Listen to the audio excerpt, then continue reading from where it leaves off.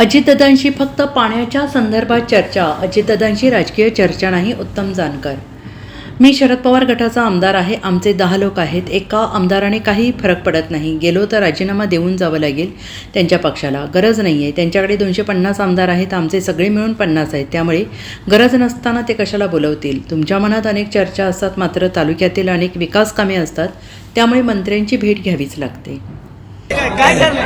तालुक्यामधले अनेक विकास कामं असतात आणि सगळ्यात महत्त्वाचा प्रश्न होता की उजनी हे आपल्या नेरा उजवा कालवा याचं पाणी 1 तारखेला म्हणजे आजच सुटणं हे गरजेचं होतं आणि त्यासाठी दादांची भेट घेतली, चर्चा केली आणि दादांनी तो निर्णय या ठिकाणी केलेला आहे.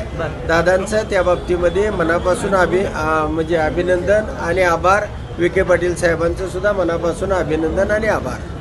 पाण्याची चर्चा होत असताना दुसरीही काही चर्चा झाली आम्हाला कळते. काय नेमकी चर्चा झाली आहे? बाकी राजकारणाचं पाणी कुठं मुरणार आहे? आता तुमच्या मनामध्ये अनेक चर्चा असतात, पत्रकारांना बातम्या तयार करायच्या असतात, पण तालुक्यामधले अनेक विकास कामं असतात, अनेक मंत्र्यांना भेटावं लागतं. तसंच अजितदादा असतील, अजून हे मुख्यमंत्री असतील, दुसरे एकनाथ शिंदे साहेब असतील, अनेक लोकांना भेटी होत राहतात.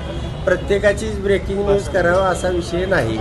Bureau report, SBN Marathi, Pune.